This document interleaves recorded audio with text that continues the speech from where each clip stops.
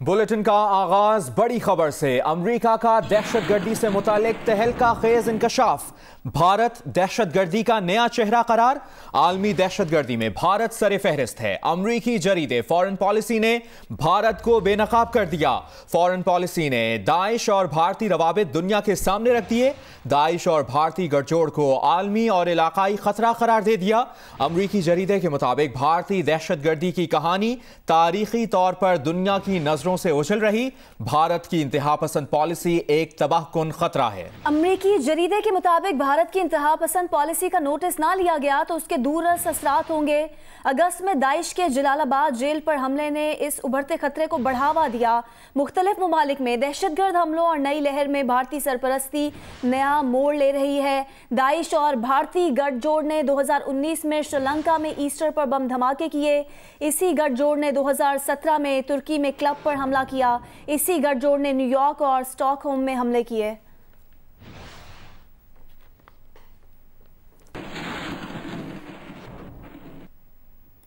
वजीर इत्तलात पंजाब फैयाजुल हसन चौहान का कहना है कि दहशतगर्दी से मुतालिक भारत का मुनाफिकाना चेहरा अब खुलकर सामने आ गया है।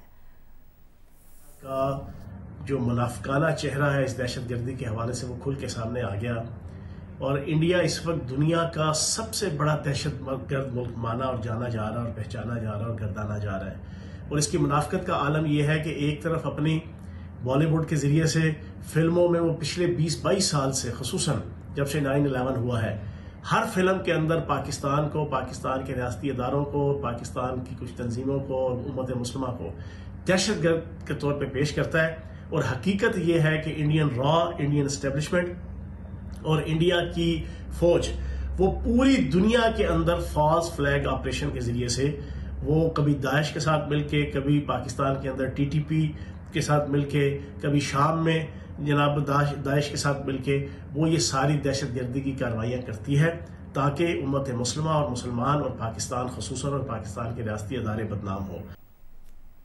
आगे बढ़ते हैं। आपको बताएं, कौमी एयरलाइंस PIA की मिल्कियत न्यूयॉर्क में मारूफ होटल रूजवेल्ट को मुस्तकिल तौर पर बंद करने का ऐलान कर दिया गया है। होटल को 31 अक्टूबर को बंद करने का ऐलान किया गया। रूजवेल्ट होटल बंद करने का ऐलान जारी करने के बाद हटा दिया गया। होटल के फ्रंट डेस्क ने 31 अक्टूबर के बाद से कमरों की बुकिंग लेने से इनकार कर दिया है। होटल के फ्रंट डेस्क पर राब्ता करने पर बताया गया कि होटल बंद किया जा रहा है, ताहम स्टाफ की तरफ से होटल बंद किए जाने की वजूहात नहीं बताई गई।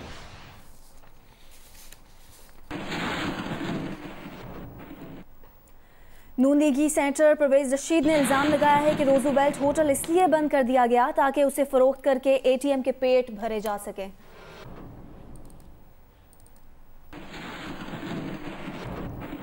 और अब आपको बताएं, अल अजीजिया स्टील मिल्स और एवनफील्ड रेफरेंस में नवाज शरीफ की बजरिया इश्तिहार तलबी। वफाकी हुकूमत ने अखबार में इश्तिहार के लिए 60,000 रुपए बतौर अखराजात इस्लामाबाद हाई कोर्ट में जमा करा दिए। Additional attorney general Tariq Khokhar कहते हैं 7 अक्टूबर के हुक्मनामे में 2 अखबारात में इश्तिहार के लिए प्रोसेस फीस जमा कराने की हिदायत की थी। आपको अपडेट करें, अल अजीजिया स्टील मिल्स और एवनफील्ड रेफरेंस में नवाज शरीफ की बजरिया इश्तिहार तलबी से मुतालिक वफाकी हुकूमत ने अखबार में इश्तिहार के लिए 60,000 रुपए बतौर अखराजात इस्लामाबाद हाई कोर्ट में जमा करा दिए। Additional attorney general Tariq Khokhar कहते हैं कि 7 अक्टूबर के हुक्मनामे में 2 अखबारात में इश्तिहार के लिए प्रोसेस फीस जमा कराने की हिदायत की गई थी। इससे मुतालिक वफाकी हुकूमत ने अखबार में इश्तिहार के लिए 60,000 रुपए बतौर अखराजात इस्लामाबाद हाई कोर्ट में जमा करा दिए हैं। अल अजीजिया स्टील मिल्स और एवनफील्ड रेफरेंस में नवाज शरीफ की बजरिया इश्तिहार तलबी से मुतालिक ये ताज़ा पेशरफ्त हुई है, जिससे आपको आगाह कर रहे हैं। इश्तिहार के लिए प्रोसेस फीस जमा कराने की हिदायत की गई थी।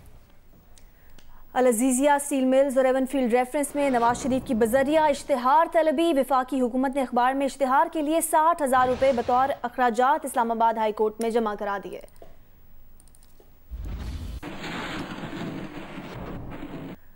बुलेटिन में बात करेंगे रहीम यार खान के इलाके खानपुर में खेतों से 9 साल के बच्चे की लाश मिलने का मामला हल हो गया है। DSP फरूख जावेद के मुताबिक बच्चे को ज्यादती के बाद गला दबाकर घरेलू मुलाजिम ने कत्ल किया। मुलाजिम परवेज लाशारी ने एतराफ़ जुर्म कर लिया। गुज़श्ता रोज़ खेतों से अब्दुल्ला की लाश मिली थी। पुलिस ने तफ्तीश के लिए घरेलू मुलाजिम समेत 3 अफराद को हिरासत में लिया था। DSP के मुताबिक गिरफ्तार मुलजिम के खिलाफ अगवा, ज्यादती और कत्ल का मुकदमा दर्ज कर लिया गया है।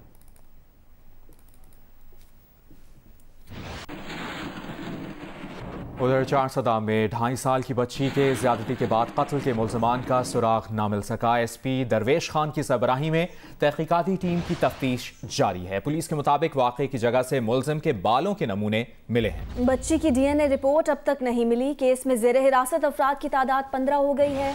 बच्ची को 6 अक्टूबर को अगवा किया गया। अगले रोज लाश खेतों से मिली थी।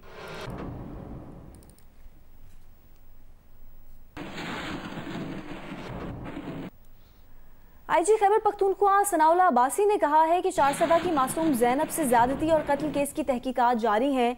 ये एक ब्लाइंड केस है। ऐसे केसेस की तफ्तीश खुसूसी टीमें ही करती हैं। प्रोग्राम जियो पाकिस्तान में गुफ्तगू करते हुए IG KPK का कहना था कि बच्चों से ज़्यादती के वाक़यात की रोकथाम में पुलिस के साथ साथ वालिदैन, टीचर्स और सोसाइटी को भी किरदार अदा करना होगा।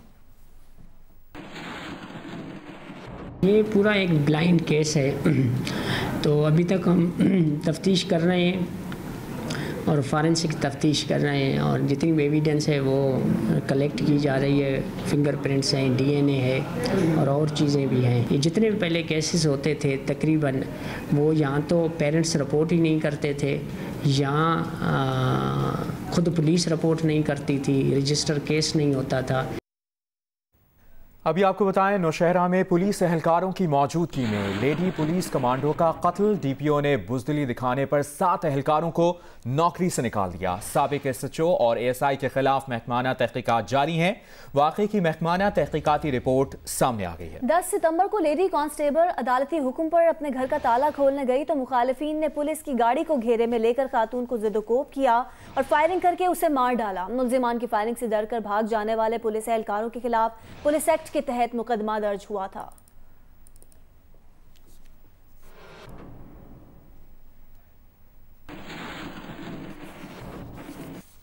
हम खबर देंगे आपको। विफाकी काबीना ने शहबाज शरीफ केस से मुतालिक 10 अफराद के नाम ECL में डालने की मंजूरी दे दी है। विफाकी काबीना ने समरी की बजरिया सर्कुलेशन मंजूरी दी है। शहबाज शरीफ की अहलिया 2 बेटों के नाम ECL में डालने की भी मंजूरी दे दी गई है। ताज़ा और अहम अपडेट दे रहे हैं आपको। शहबाज शरीफ से लेन देन रखने वाले 7 अफराद के नाम भी ECL में डालने की मंजूरी दी गई है। ज़राए का बताना है कि शहबाज शरीफ का नाम पहले ही ECL में डाला जा चुका है। विफाकी काबीना ने शहबाज शरीफ केस से मुतालिक 10 अफराद के नाम ECL में डालने की मंजूरी दे दी। विफाकी काबीना ने समरी की बजरिया सर्कुलेशन मंजूरी दी है। शहबाज शरीफ की अहलिया 2 बेटों के नाम ECL में डालने की भी मंजूरी दे दी गई है। शहबाज शरीफ से लेन देन रखने वाले 7 अफराद के नाम भी ECL में डालने की मंजूरी दी गई है। ज़राए का कहना है कि शहबाज शरीफ का नाम पहले ही ECL में डाला जा चुका है। विफाकी काबीना ने शहबाज शरीफ केस से मुतालिक 10 अफराद के नाम ECL में डालने की मंजूरी दे दी है।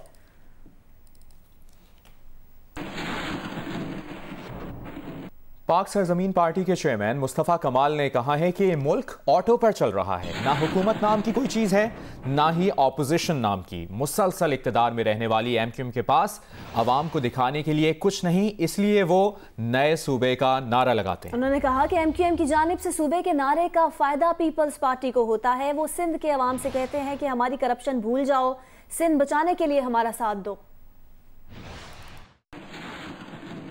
ये मुल्क ऑटो पे चल रहा है, ना हुकूमत नाम की कोई चीज़ है, ना ओपोजिशन नाम की चीज़ है। इक़्तिदार से गिराने और इक़्तिदार बचाने का सारा गेम ऑन है।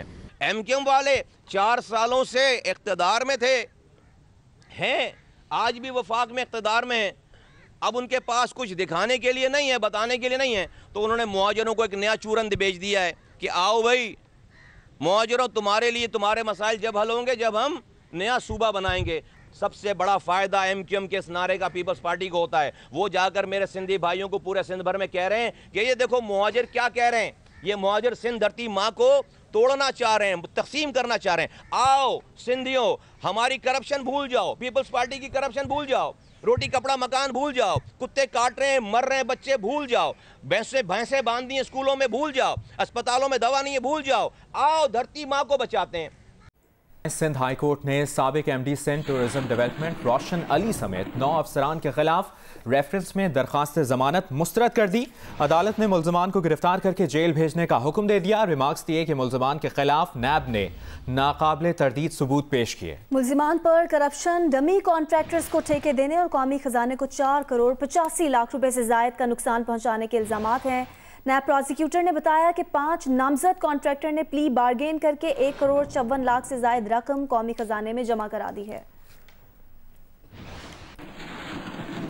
खेल के मैदान से खबर दें आपको, PGF गोल्फ चैंपियनशिप लाहौर के royal palm golf and country club में जारी है। अहवाल बता रहे हैं जियो न्यूज़ के नुमाइंदे सुहेल इमरान।